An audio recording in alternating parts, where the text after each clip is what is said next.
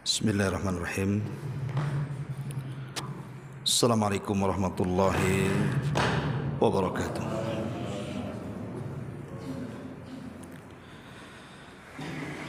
Alhamdulillah wassalatu wassalamu ala Rasulillah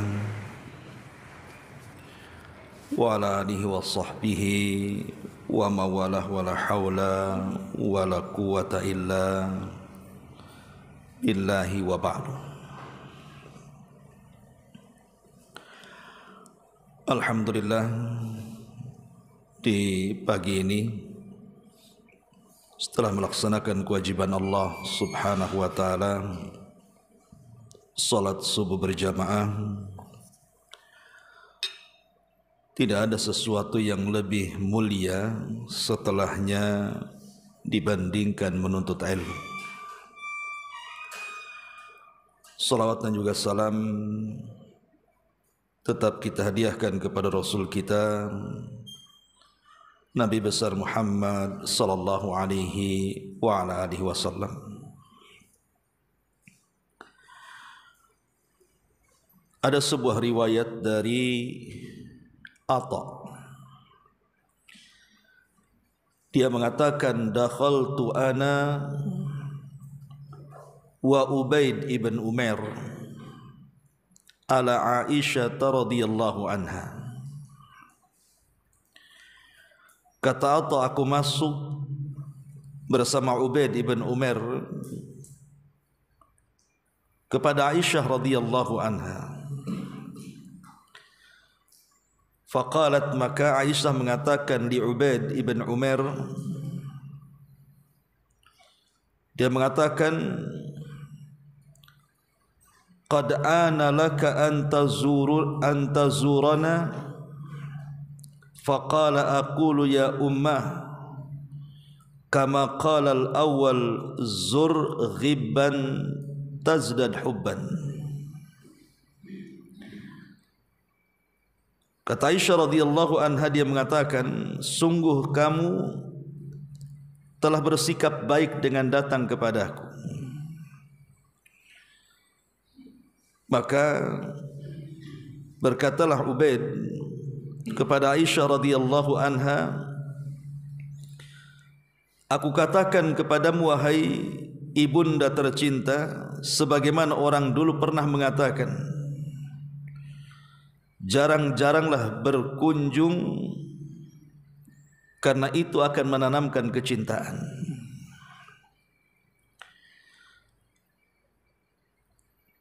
Kemudian Ubaid bertanya kepada Aisyah radhiyallahu anha, akhbirina bi a'jabi syai'in ra'aitihi min Rasulillah sallallahu alaihi wasallam. Wahai ummul mukminin, bisa enggak kau ceritakan kepada kami sesuatu yang paling menakjubkan yang kau lihat dari Nabi sallallahu alaihi wasallam?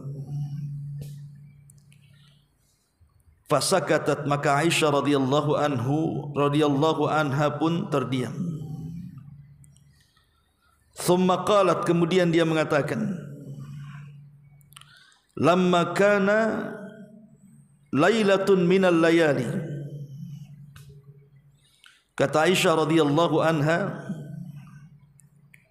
pernah satu malam Nabi sallallahu alaihi wasallam mengatakan kepadaku,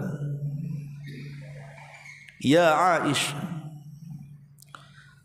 dharini ata'abbad al-lailata li rabbi. Wahai Aisyah, bisa enggak kau izinkan malam ini biar aku memfokuskan ibadah kepada Rabbku? Qultu, kata Aisyah radhiyallahu anha, wallahi inni la uhibbu kurbaka wa uhibbu man sarraka. Maka Aisyah radhiyallahu anha, dia mengatakan, demi Allah wahai Rasul, sesungguhnya aku malam ini ingin dekat dengan dirimu, tapi aku juga tidak mau menghalangi kesukaan. Faqama, maka Nabi SAW pun kemudian berdiri. Fatatahhar, dia pun mengambil wudu. Thumma qama yusalli, kemudian dia pun mulai melaksanakan salat malam. Qalat, maka Aisyah radhiyallahu anha mengatakan, falam yazal yabki hatta balla hijrahu. Maka Nabi SAW di malam itu terus menangis dan terus menangis hingga air matanya basah memenuhi dadanya. Thumma baka, kemudian dia terus menangis. Falam yazal yabki, dan terus juga menangis. Hatta balla lihiyatahu, sampai air matanya membasahi janggutnya. Thumma baka, kemudian Rasul menangis. Falam yazal yabki hatta balla al-ardha, sampai tangisannya kemudian memenuhi tanah di sekitarnya.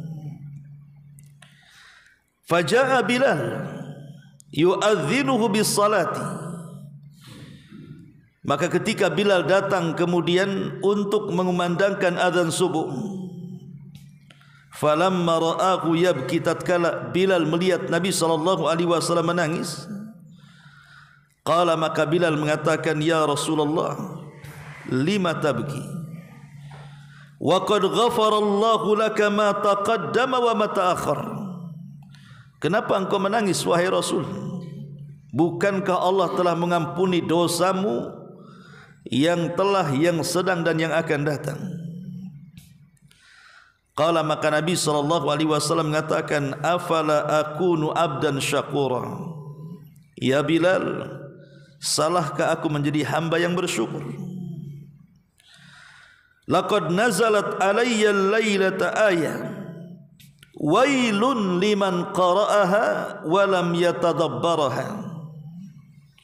Semalam wahai Bilal, telah turun kepadaku satu ayat.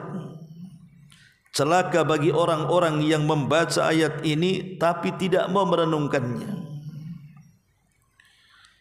Kemudian Nabi SAW membacakan, inna fi khalqis samawati wal ardi wa ikhtilafil laili wan nahari la ayatin liulil albab alladzina yadhkuruna Allaha qiyaman wa qu'udan wa ala junubihim wa yatafakkaruna fi khalqis samawati wal ard rabbana ma khalaqta hadza batilan subhanaka faqina adzabannar.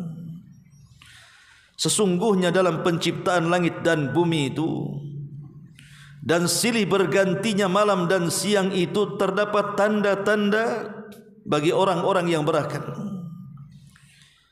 Siapa orang yang berakal? Orang-orang yang mengingat Allah sambil berdiri, sambil duduk dan sambil berbaring.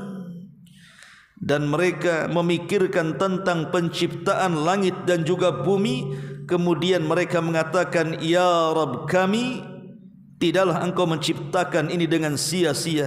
Maha suci engkau ya Rabb, maka peliharalah kami dari siksa neraka. Ma'asyiral muslimin wal muslimat rahimani wa rahimakumullah. Perhatikan riwayat ini. Nabi SAW pernah satu malam, kata Aisyah radhiyallahu anha, menghabiskan malam itu dari ba'da isya sampai subuh hanya untuk melaksanakan qiyamul lail. Siapa di antara kita yang sanggup melaksanakan qiyamul lail dari ba'da isya sampai subuh? Tidak ada yang sanggup. Tapi Nabi SAW ingin mencontohkan kepada kita, begitulah Nabi SAW berkhalwat dengan Allah Subhanahu wa ta'ala. Bagaimana ia ingin bersendirian hanya ia dengan Allah Subhanahu wa ta'ala, berkomunikasi lewat tahajud. Sampai akhirnya turun ayat, yang Nabi SAW katakan, wailun liman qara'aha wa lam yatadabbaraha, celaka bagi orang-orang yang membacanya tapi tidak memerenungkannya. Maka Rasul membacakan surah Ali Imran ayat 190 dan 191. Ma'asyiral muslimin yang dimuliakan Allah Azza wa Jalla, inilah tema di pagi hari ini tentang bersenang-senang berkhalwat dengan Allah Subhanahu wa taala. Ma'asyiral muslimin yang dimuliakan Allah Subhanahu wa taala, sebelum Nabi SAW diangkat menjadi Nabi dan Rasul, tepat di usia dia 37 tahun, maka Nabi SAW sedikit demi sedikit mulai meninggalkan bisnisnya. Padahal saat itu Nabi SAW di puncak karirnya, karena dia mengelola seluruh harta Khadijah dan dia mainkan bisnisnya. Tetapi karena melihat orang-orang Quraisy itu semakin hari akhlak mereka semakin buruk, sehingga bertentangan dengan fitrah Nabi SAW. Dia tidak nyaman. Mulailah Nabi SAW pun tahannut, mulai menyendiri. Terkadang dia ke Mina, terkadang ke Muzdalifah, terkadang ke tempat-tempat sekitar Mekah. Sampai pada waktunya 6 bulan sebelum diangkatnya beliau menjadi Nabi dan Rasul, Aisyah radhiyallahu anha menceritakan, dan itu dicantumkan di dalam hadis awal-awal dalam Sahih Bukhari, di mana Imam Bukhari membuat bab dalam muqaddimah sahihnya itu, bab kaifa bad'il wahyi, bagaimana wahyu itu turun. Kemudian didasari bab itu dengan hadis Aisyah radhiyallahu anha. Jadi 6 bulan sebelum Nabi SAW diangkat menjadi Nabi dan Rasul itu, Rasul selalu dimimpikan dengan mimpi aneh.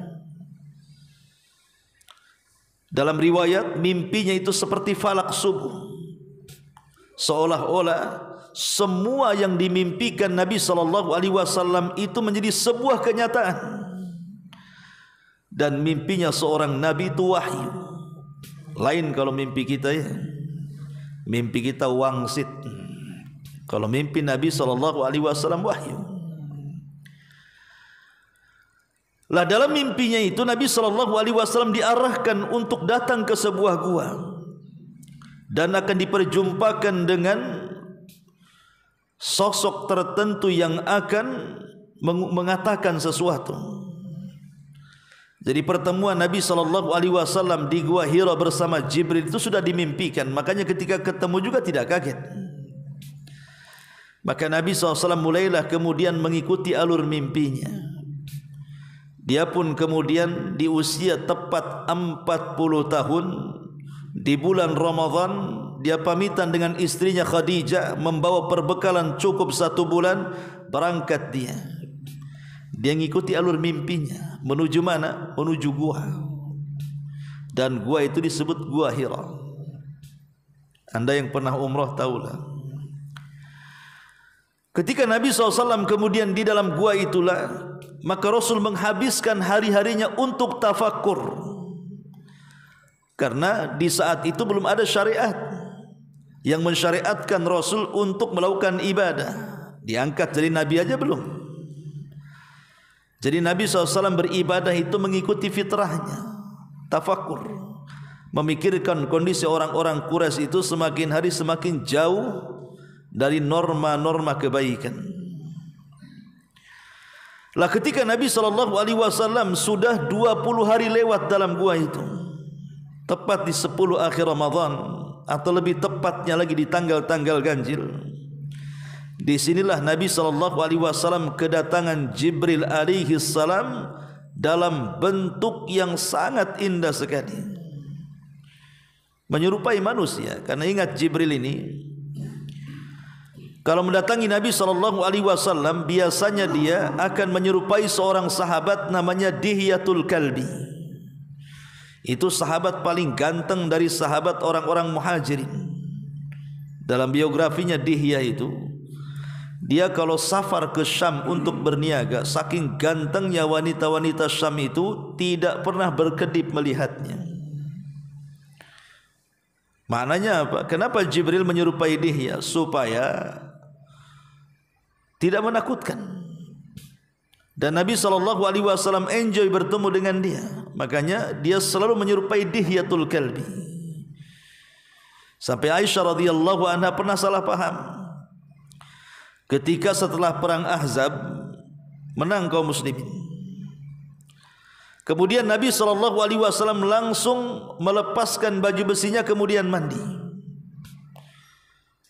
Tiba-tiba kemudian datang Jibril dalam bentuk Dihyah dengan menggunakan tunggangan kuda, memanggil-manggil dari luar agar Rasul keluar. Maka kemudian Jibril ini dalam bentuk Dihyah mengucapkan sesuatu dari atas kuda kepada Nabi yang sedang berada di bawahnya, dan mengatakan, ya Muhammad, malaikat-malaikat saja belum melepaskan baju besi dan pedang-pedang mereka. Kenapa kau lepaskan? Pakai lagi katanya. Karena kita akan menyerbu Bani Quraidah. Katakan kepada para sahabat, idhabu ila Bani Quraidah fala tusalliyanna ahadakumul asra illa fi Bani Quraidah. Bilang sama para sahabat, pergi kepung Bani Quraidah dan jangan solat asar di jalan kecuali sampai di Bani Quraidah. La Aisyah radhiyallahu anha memandang, kok bisa Dihyah yang berada di atas kuda berbicara kepada Rasulullah yang ada di bawahnya? Ini kan tidak sopan. Karena Aisyah tidak tahu kalau itu jelmaan Jibril. Tapi selepas itu kemudian ketika Dihyah sudah pergi, kemudian Aisyah menceritakan apa yang dilihatnya, maka Rasul baru menjelaskan bahwa itu bukan Dihyah, itu adalah Jibril. Dia memberi tugas kepadaku dari Allah. Kemudian Rasul mengatakan, apakah engkau melihatnya wahai Aisyah? Kata Aisyah, ya. Karena engkau sudah melihatnya dan tidak ada wanita yang melihat Jibril kecuali Aisyah, kan gitu. Engkau akan mengalami kebutaan di akhir hayatmu. Dan betul apa yang disabdakan Rasul. Aisyah radhiyallahu anha mengalami kebutaan di akhir hayatnya. Saking dia buta tidak bisa melihat sesuatu, kadang-kadang dia meraba-raba barang di rumahnya. Jadi kalau dia teraba barang, dia mengatakan kepada pembantunya, kemari sedekahkan barang ini kepada fulan ibn fulan. Kemudian besoknya meraba barang lagi. Kemudian dia mengatakan kepada pembantunya, barang ini sedekahkan kepada fulan ibn fulan, sampai habis satu rumah. Sampai pembantunya mengatakan, ya Ummul Mukminin, sekarang sudah tidak ada barang yang akan kau sedekahkan. Kenapa kau lakukan seperti itu? Maka Aisyah radhiyallahu anha mengatakan, karena aku tahu akhirat jauh lebih baik dibandingkan dunia. Maka selang dari peristiwa itu Aisyah meninggal dunia. Meninggal di atas kebiasaan bersedekah. Itu naik husnul khatimah namanya. Ma'asyiral muslimin yang dimuliakan Allah Subhanahu wa taala. Singkatnya adalah ketika Nabi SAW kemudian berada di gua tepat di bulan Ramadan, tepatnya di 10 akhir Ramadan dan tepatnya lagi di tanggal-tanggal ganjil, Jibril datang menemui Nabi SAW yang sedang tahanut. Tiba-tiba Jibril merangkul Rasul, kemudian membisikkan di telinganya, Iqra ya Muhammad, baca wahai Muhammad. Nabi SAW rajulun ummi, dia tidak bisa baca, tidak bisa nulis. Disuruh baca, ya tidak bisa baca. Makanya dia mengatakan, ma'ana biqari, aku tidak bisa baca. Sampai 3 kali. Baru kemudian Jibril mengatakan, Iqra bismi rabbikal ladzi khalaq, khalaqal insana min 'alaq, iqra wa rabbukal akram alladzi 'allama bil qalam 'allamal insana ma lam ya'lam. Turunlah surah Al-Alaq ayat 1 sampai 5 yang menandakan bahwa Nabi SAW telah diangkat menjadi rasul, menjadi nabi.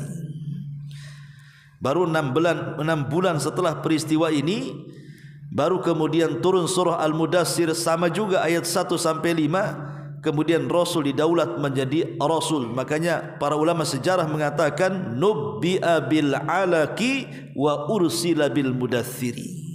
Diangkat jadi Nabi dengan surah Al-Alaq sebagai SK-nya, dan diangkat menjadi Rasul dengan turunnya surah Al-Mudaththir. Ma'asyiral muslimin yang dimuliakan Allah Azza wa Jalla, ikhwata fid din, azzani Allah wa iyyakum.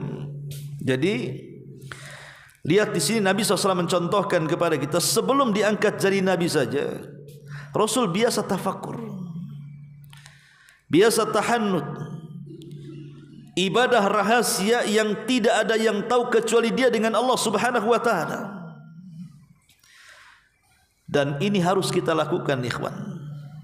Ibadah-ibadah rahasia ini di zaman sekarang ini harus banyak kita lakukan. Kenapa? Karena ada sebuah hadis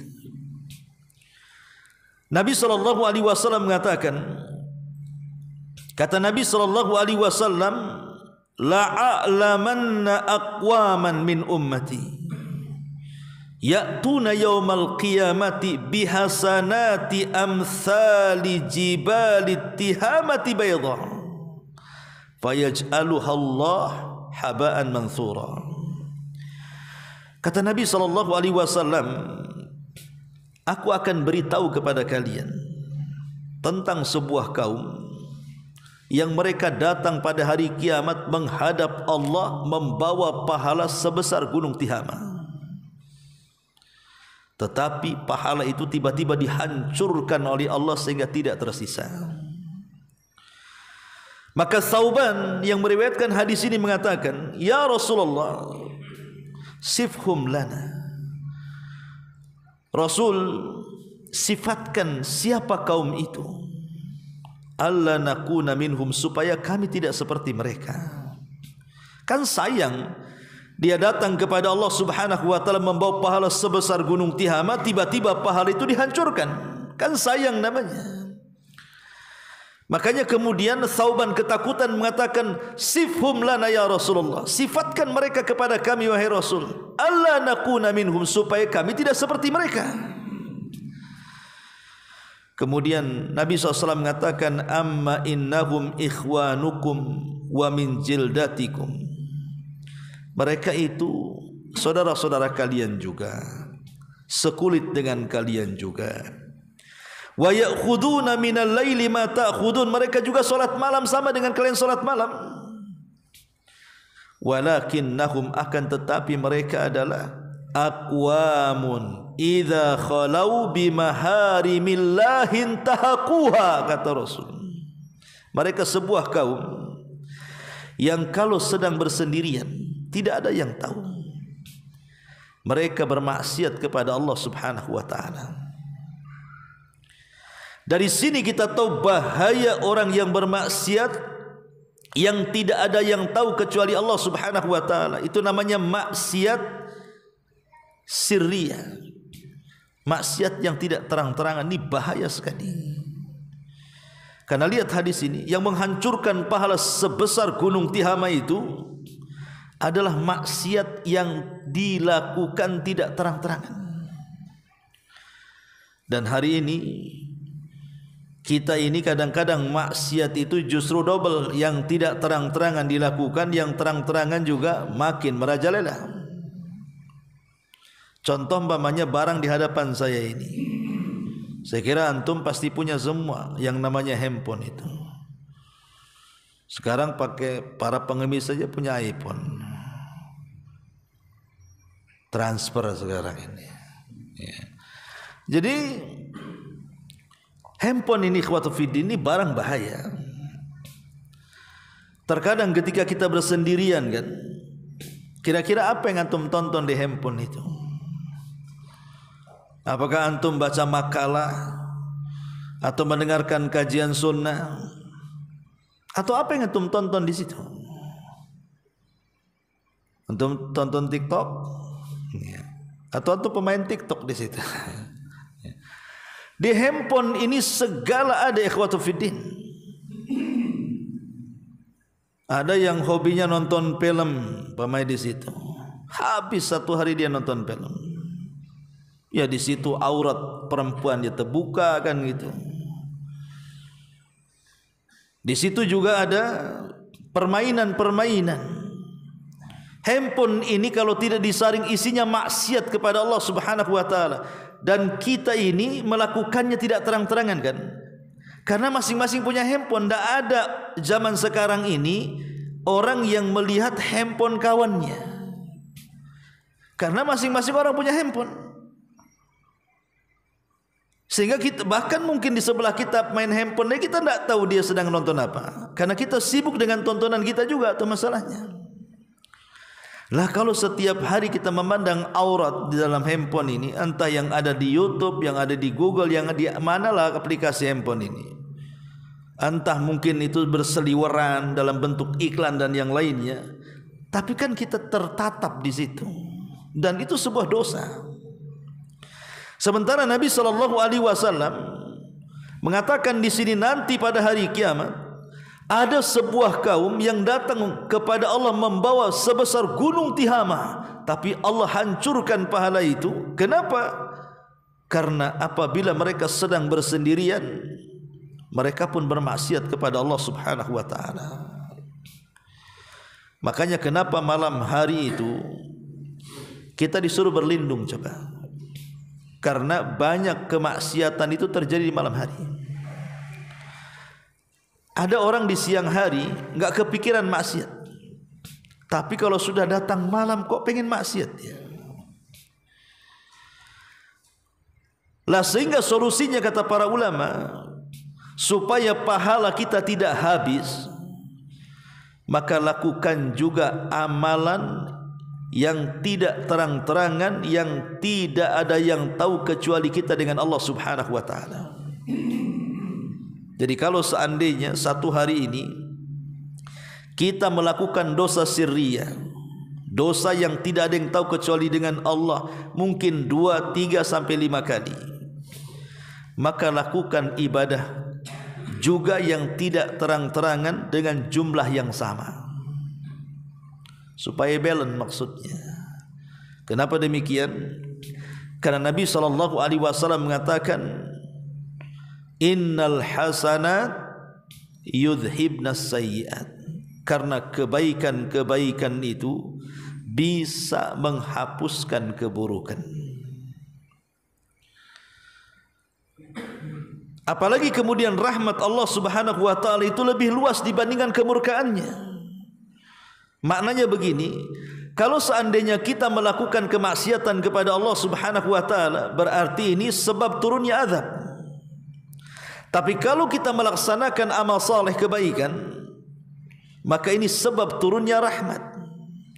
Dan Allah lebih luas rahmatnya dibandingkan azabnya. Inna rahmati wasi'at ghadabi, kata Rasul. Allah berfirman dalam hadis qudsi bahwa rahmatku lebih luas dibandingkan kemurkaanku.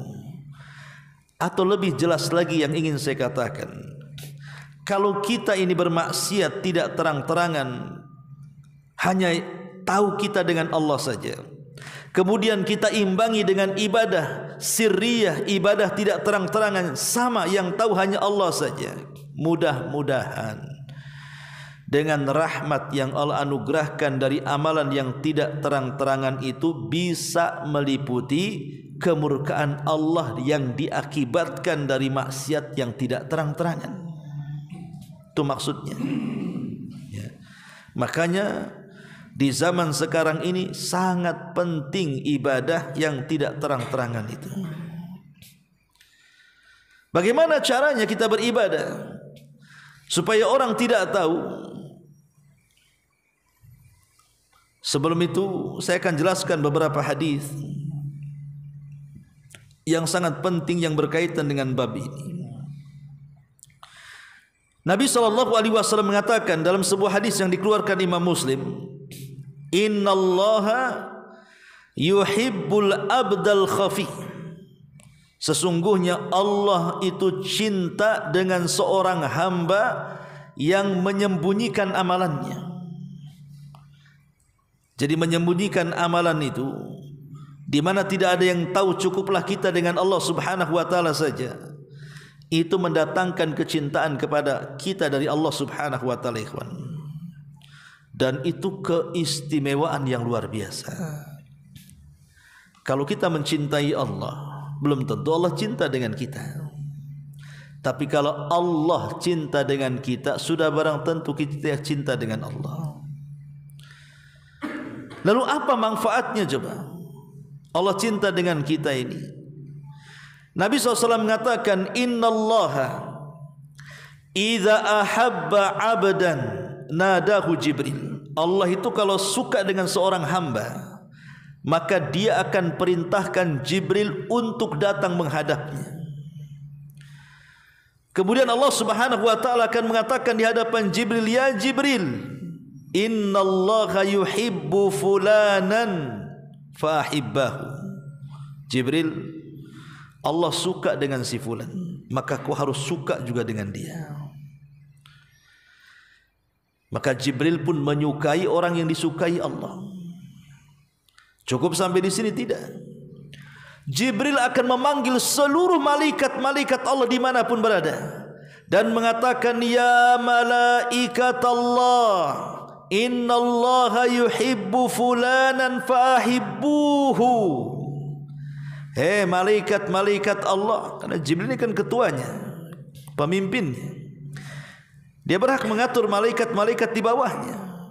Sehingga Jibril mengatakan, hei malaikat-malaikat Allah, dimanapun kalian berada, Allah sudah mencintai si fulan, maka kalian juga harus mencintai si fulan. Maka semua malaikat mencintai orang yang dicintai Allah Subhanahu wa taala dan orang yang dicintai Jibril. Lihat, kalau Allah sudah cinta dengan kita, semua malaikat cinta dengan kita. Lah salah satu meraih kecintaan Allah kepada kita adalah innallaha yuhibbul abdal khafi. Allah itu suka dengan seorang hamba yang menyembunyikan amalannya. Ya. Hadis yang kedua, hadis dari Zubair ibn Awam radhiyallahu anhu. Nabi SAW mengatakan, man istata'a minkum an yakuna lahu khab'un min amalin salihin falyaf'al. Siapa di antara kalian yang sanggup untuk melakukan amal saleh yang tidak ada yang tahu kecuali dia dengan Allah, lakukan. Lakukanlah. Karena amal saleh yang kita lakukan tanpa sepengetahuan manusia, cukup kita dengan Allah Subhanahu wa taala, berarti amal saleh itu dipastikan di atas keikhlasan. Ingat, sebuah amalan kalau antum berusaha sembunyikan, berarti amalan itu ikhlas. Dan amalan ikhlas itu pasti pengaruhnya besar, akan mempengaruhi. Dan itu bisa kita gunakan di waktu-waktu kita sangat berhajat dengan Allah Subhanahu wa taala. Pamannya kita sedang sakit, pamannya kita sedang terlilit ekonomi, pamannya kita sedang banyak masalah keluarga, gunakanlah amalan itu untuk bertawasul. Pamannya dia mengatakan, ya Allah, malam kemarin saya sholat malam, tidak ada yang tahu kecuali Engkau. Kalau itu sebuah keikhlasan, maka hari ini saya sedang sulit, tolong angkat kesulitanku. Itu namanya tawasul dengan amal soleh. Ya. Makanya penting, karena orang kalau beramal tidak ada yang tahu kecuali dengan Allah Subhanahu wa taala. Umpamanya antum bangun tengah malam, di tengah malam atau sepertiga malam lah ya, kemudian antum ambil wudu dan tahajud. Siapa yang tahu antum bangun malam? Dan siapa yang tahu antum tahajud? Kecuali antum live pakai Facebook, iyalah, lagi sholat malam gitu ya, di live kan ya, atau sengaja umpamanya WA kawannya, bangun udah sholat, itu ngasih tahu namanya. Tapi kalau tidak ngasih tahu, tidak pasang live TikTok atau yang semacamnya, pokoknya antum bangun kemudian antum sholat, siapa yang tahu? Ya. Justru ketika kemudian dia betul-betul merasakan kenikmatan berkhalwat dengan Allah Subhanahu wa taala, maka antum tidak akan takut apapun di malam itu. Sampai-sampai ada seorang ulama salaf namanya Malik ibn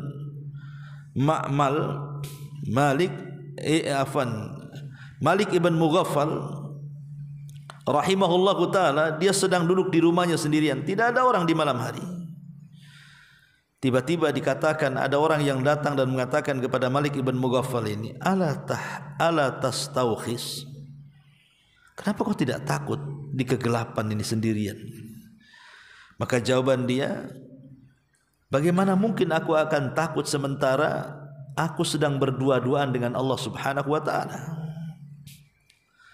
Bagaimana aku akan takut sementara aku sedang berdua-duaan berkhalwat dengan Allah Subhanahu wa taala? Lihat jawabannya sangat dalam sekali. Ya, karena kalau kita ini dekat dengan Allah, maka segala hal yang membahayakan itu tidak akan menyentuh kita. Sampai-sampai ada seorang penyair namanya Abu Atiyah rahimahullahu taala. Abu Atahiyah, bukan Atiyah, Atahiyah rahimahullahu taala. Apa kata dia? Idza ma khalauta ad-dahra yawman fala taqul khalautu walakin qul alayya raqib wala tahsabanna Allaha yaghfalu sa'atan wala an ma tufi alaihi yaghib. Kata beliau, jika engkau sedang bersendirian, jangan katakan aku sedang sendiri, akan tetapi katakan aku ada yang mengawasi. Jadi kalau antum sedang bersendiri, kata penyair ini, jangan katakan aku sendirian, tapi katakan aku sedang diawasi. Jangan kau kira Allah lalai waktu sesaat dirimu. Tidak ada yang tersembunyi bagi Allah apa yang engkau sembunyikan. Mungkin kita bisa menipu manusia, ikhwan, dengan melakukan maksiat yang orang tidak tahu. Mungkin kita bisa berdusta kepada keluarga, kepada istri, kepada tetangga, kepada kawan-kawan bahwa kita sudah melakukan sesuatu dari kemaksiatan. Tetapi apakah zat yang mengawasi kita tertipu dengan tipu daya kita? Tidak. Bahkan yang tersembunyi dari diri kita Allah tahu. Jangankan yang tampak dari gerakan-gerakan badan, yang tersembunyi dalam hati saja Allah Maha tahu. Allah tahu sebelum kita tahu. Sebelum kita tahu saja Allah sudah tahu. Kita ini mau apa Allah sudah tahu. Kita sendiri belum tahu, Allah sudah tahu. Makanya ini pentingnya muraqabah. Kalau kita ingin bersenang-senang berkhalwat dengan Allah Subhanahu wa taala, kuatkan muraqabah. Sebagaimana Nabi SAW pernah ditanya tentang soal ihsan, maka Rasul mengatakan, anta'budallaha ka'annaka tarahu fa in lam takun tarahu fa innahu yarak. Kata Nabi SAW, ketika ditanya soal ihsan, maka beribadahlah kepada Allah seolah-olah kamu melihat Allah. Kalaupun tidak sanggup seperti itu, maka yakini Allah Subhanahu wa taala melihat kita. Ma'asyiral muslimin wal muslimat rahimani wa rahimakumullah. Lalu apa faedahnya kita berkhalwat dengan Allah Subhanahu wa taala dalam kesendirian kita ini? Satu, orang yang suka berkhalwat itu alamat fi sidqi imanihi. Itu ada alamat tentang kejujuran keimanan dia. Karena dia merasa diawasi, ya. Yang kedua, as-sabat fil minahi wasyada'id wal fitan. Maka dia akan istiqamah di tengah-tengah goncangan-goncangan, di tengah-tengah fitnah-fitnah dan ujian. Orang yang senantiasa beribadah secara sembunyi-sembunyi itu akan melahirkan istiqamah. Karena biasanya ibadah yang terang-terangan itu mengandung riya. Ibadah yang terang-terangan itu memungkinkan apa? Memancing riya, kan? Dan riya ini tergantung kepada pujian manusia.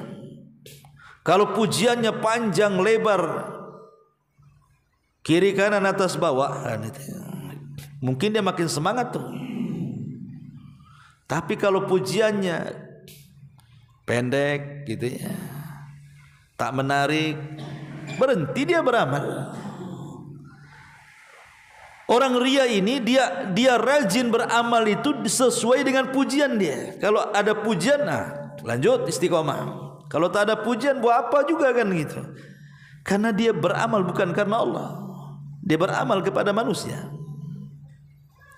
Tetapi orang-orang yang beribadah bersendirian, tidak ada yang tahu kecuali dengan Allah Subhanahu wa taala, maka akan melahirkan sabat istiqamah.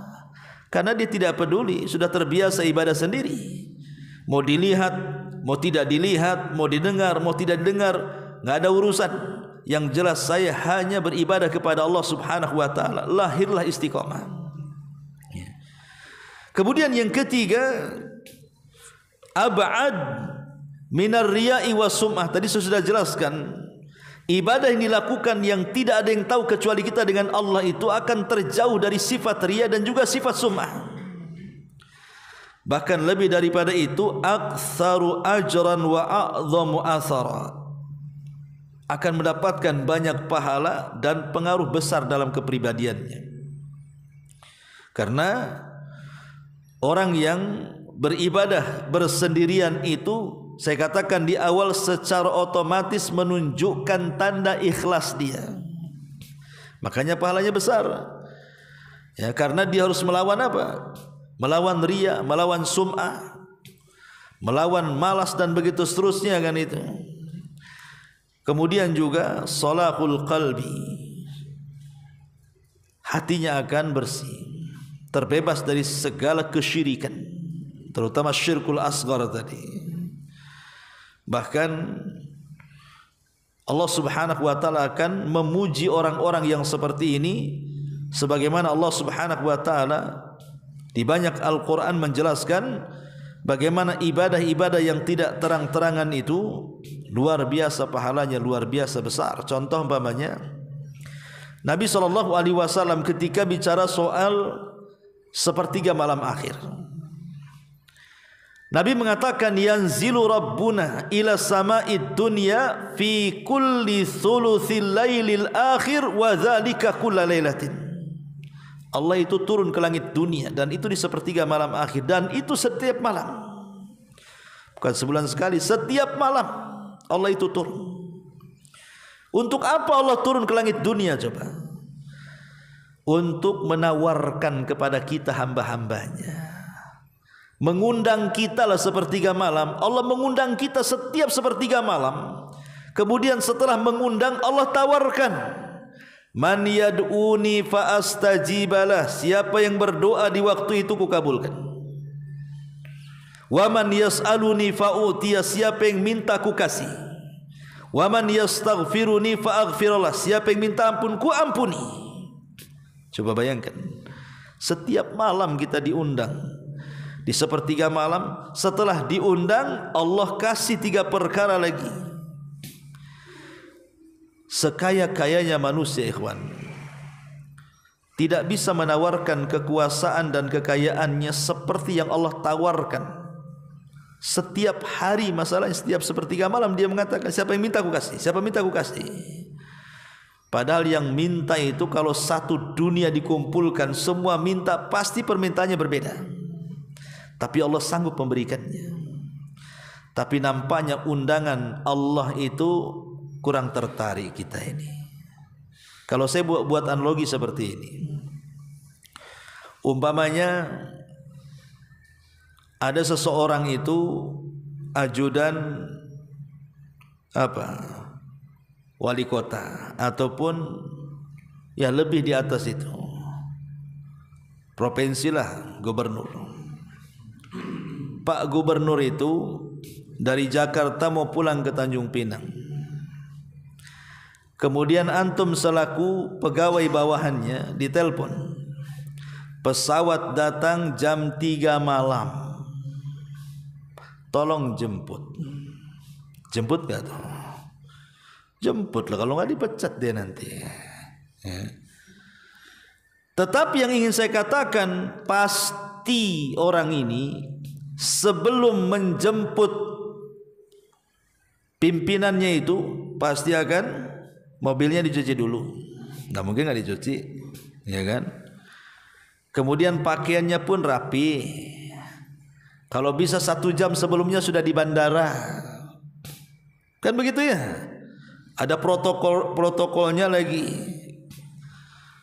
Coba bayangkan, ini yang dijemput setingkat wali kota. Bapak wali kota lah kan itu protokolnya sudah sedemikian rupa tuh.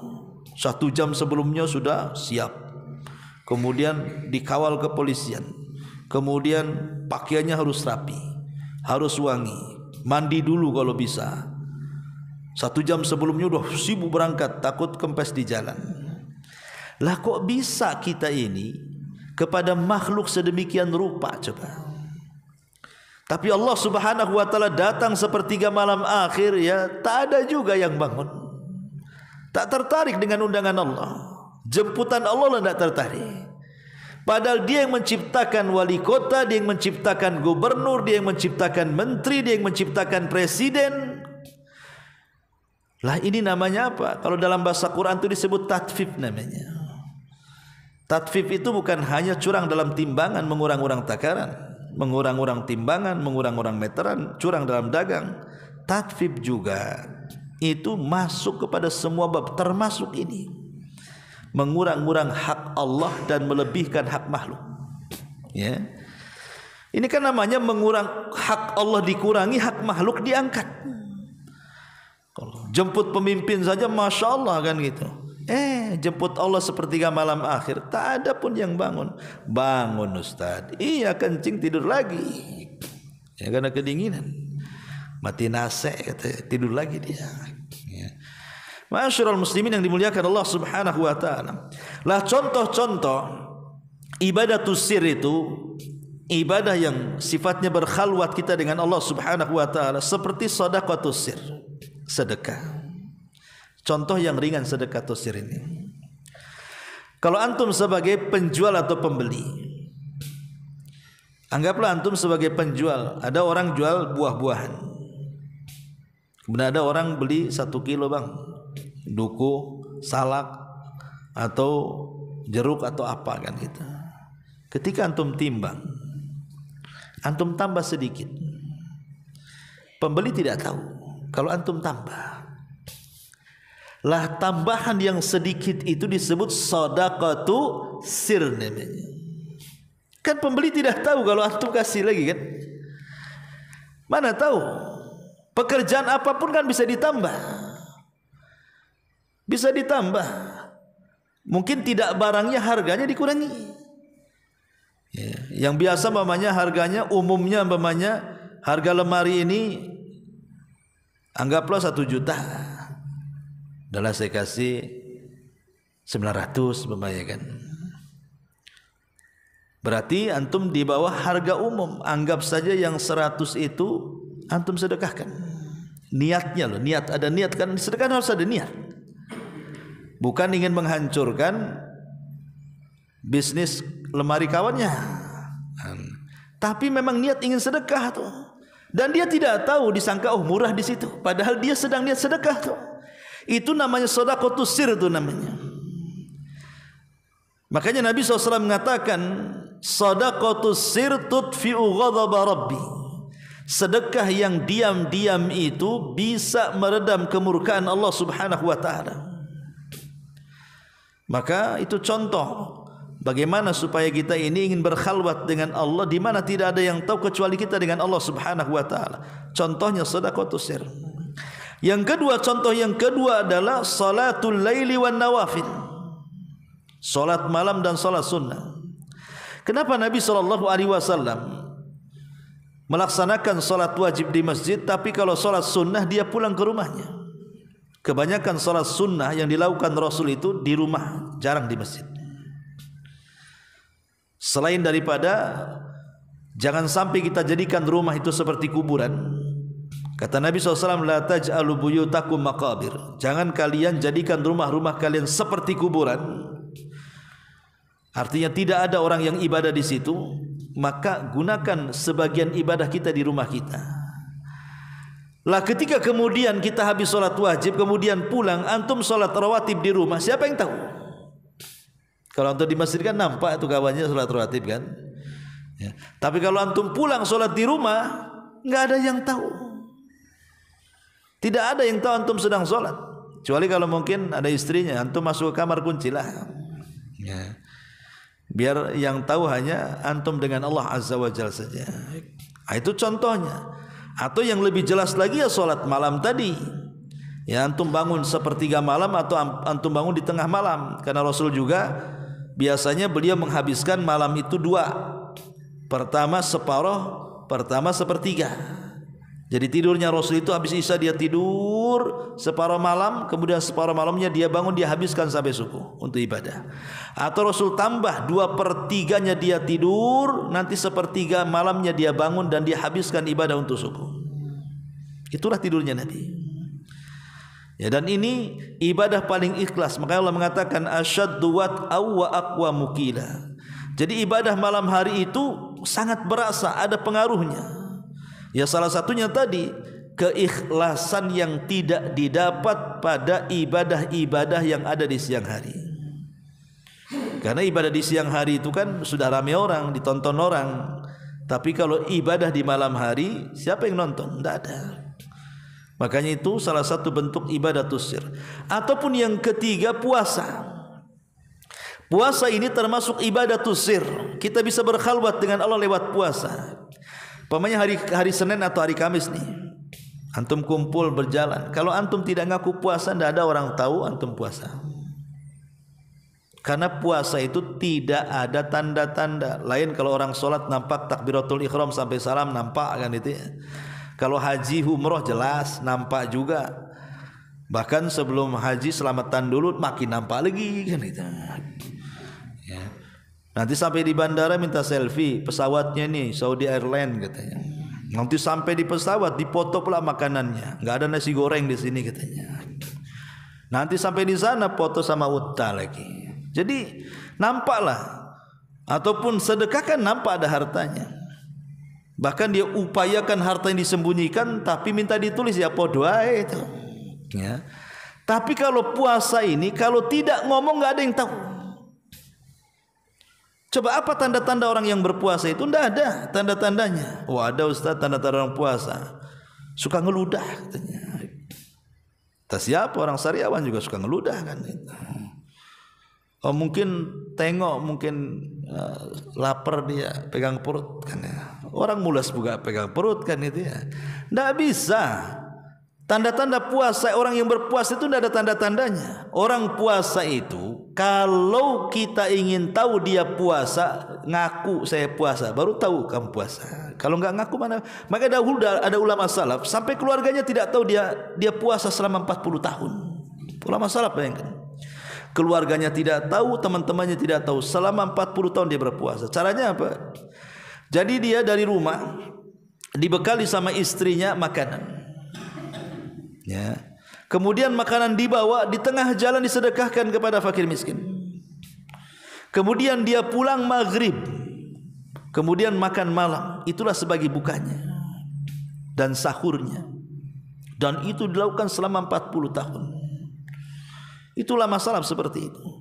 Bahkan ada ulama salaf itu yang sholat di dalam rumah tidak tahu istrinya bertahun-tahun kalau suaminya sedang sholat. Jadi kalau seandainya kemudian istrinya terbangun, maka dia berpura-pura tidur. Sampai seperti itu. Ya. Kalau kita kan terbalik kan gitu ya. Kalau gitu. Sholat kayak aku kalau dia bilang gitu. Itu kan jelas-jelas rianya kan. Sholatlah kayak aku katanya. Akunya itu disebut. Jadi biar orang tahu aku sholat jadinya kan. Intinya bahwa ini juga salah satu ibadah tusir. Kemudian juga contoh yang lainnya berzikir. Antum berzikir ini ibadah tusir yang paling mudah ikhwatu fiddin. Antum naik motor dari sini pulang, boncengan sama istri umpamanya kan. Antum baca tasbih, istri enggak dengar kan, enggak Yang penting digerakkan saja lisan itu. Subhanallah, subhanallah. Mana ada yang dengar nih di belakang kan? Pada suaminya sedang bertasbih atau istri yang sedang bertasbih. Ya, jadi itu lebih mudah lagi zikir dan doa itu. Itu bisa untuk dijadikan khalwat kita dengan Allah Subhanahu wa taala. Apalagi zikir ini ibadah yang tidak ditentukan tempatnya, tidak ditentukan waktunya, tidak ditentukan kaifiahnya. Ya. Zikir itu semua orang bisa melakukannya. Mau anak kecil, mau orang dewasa, mau orang tua, mau wanita, mau perempuan, mau sedang haid, mau sedang suci, mau sedang nifas, mau sedang suci, mau sedang safar, mau sedang mukim, mau sedang sakit, mau sedang sehat. Zikir ini bisa dilakukan kapan saja, di mana saja. Asal jangan di tempat larangan seperti hammam umpamanya kan, kamar mandi. Tapi selain itu, zikir ini bisa dilakukan apapun, kapanpun. Jadi itu bagian daripada ibadah khalwah juga antara kita dengan Allah Subhanahu wa taala. Ma'asyiral muslimin yang dimuliakan Allah Subhanahu wa taala. Adapun tentang sejarah, sedikit kita bicara sejarah ya. Nabi Allah Daud alaihi salatu wassalam, kalau kita membaca sejarah biografi beliau di kitab-kitab sejarah para nabi itu, dalam satu minggu itu ada satu hari atau ada satu atau dua hari dia meninggalkan keluarganya. Kemudian dia naik ke bukit-bukit atau ke gunung-gunung. Kemudian dia mulai tarannum dengan zaburnya. Terkadang saat tarannum itu burung-burung dari mana-mana datang, kemudian ikut berkicau. Sehingga ketika kemudian burung ikut berkicau dengan tarannum zaburnya Daud, gunung cemburu dan mengatakan, "Ya Rabb, kenapa kau izinkan burung itu berkicau bersama tarannumnya zaburnya Daud? Kenapa kau tidak izinkan aku?" Akhirnya kemudian Allah pun mengizinkan gunung untuk ikut tarannum. Ya, suara gunung bedalah dengan suara burung. Kalau suara burung ciut-ciutnya, kalau gunung kan meledak-ledak tuh kan, dagdug-dagdug ya kan. Kencanglah akhirnya. Sehingga Nabi Allah Daud alaihi salatu wassalam ini, karena kalah suaranya dengan suara gunung dan suara burung yang berkicau, dia protes. Ya Rabb, kalau berisik ini gunung dan juga burung-burung ini, macam mana kau tahu tasbihku, katanya. Makanya Allah mengatakan dalam Al-Quran itu kan, awibi ma'ahu, gimana tuh ayatnya, dan bertasbihlah gunung-gunung dan juga burung-burung itu. Intinya seperti itu. Jadi akhirnya Allah Subhanahu wa taala dalam asbab nuzulnya itu disebutkan oleh para ulama. Jadi Allah Subhanahu wa taala mengirim Jibril untuk membawa Nabi Daud itu ke dalam lubang yang menembus bumi. Dibawa ke lubang dalam kali. Kemudian di dasar bumi itu Jibril mengambil sebuah batu, kemudian dipecahkan, rupanya ada ulat di situ. Kemudian Jibril mengatakan, "Coba dekatkan telingamu ke dalam ulat itu," katanya. Akhirnya didengarkan, rupanya Daud mendengar ulat itu sedang bertasbih. Kemudian Jibril mengatakan, "Ya Daud, kalau ulat ini di dasar bumi bertasbih dan Allah dengar, apalagi kau di atas bumi?" Ya, pasti Allah Subhanahu wa taala dengar kan gitu. Syahidnya adalah Nabi Daud dalam satu minggu itu dia akan sisihkan beberapa hari itu untuk menghindar semua manusia, karena dia kan pemimpin negara. Dia akan tinggalkan negaranya, dia akan tinggalkan keluarganya khusus untuk membaca Zabur di atas bukit saja, sendirian antara dia dengan Allah saja, ditemani dengan burung-burung. Ya, maka kita pun sebenarnya harus ada waktu yang kita sisihkan untuk itulah. Ya, dalam ibadah yang Allah Subhanahu wa taala perintahkan kepada kita. Ya, cari gunung di sini kan, di mana sini gunung? Antum datang ke gunung saya. Kan itu bawa Quran kan itu ya. Kalau bisa panjat pohon. Ya itu ketahuan itu nantinya ya. Malah nanti dipoto pula jadi viral. Intinya bahwa ibadah yang sirriyah ini Nabi SAW mengatakan bahwa aqrabu ma yakunu rabbu minal abdi fi jawfil laili, yang paling dekat seseorang hamba dengan Rabbnya adalah di tengah malam. Fa in istata'a an takuna mimman yadhkurullah fi tilka sa'afakun, maka kalau kalian bisa mengingat Allah di waktu itu maka lakukan. Jadi dari semua waktu dalam satu hari ini, dari siang, pagi sampai malam, ya, itu waktu yang memungkinkan kita untuk lebih dekat dengan Allah adalah di sepertiga malam akhir. Itu waktu yang paling dekat dengan Allah. Karena di situ Allah turun masalahnya kan. Dan Allah menawarkan kekuasaan kepada kita. Wallahu a'lam bishawab. Sudah jam 6 lebih. Mudah-mudahan ada manfaatnya. Subhanakallahumma bihamdika asyhadu an la ilaha illa anta astaghfiruka wa atubu ilaik. Allahu ta'ala alam. Assalamualaikum warahmatullahi wabarakatuh.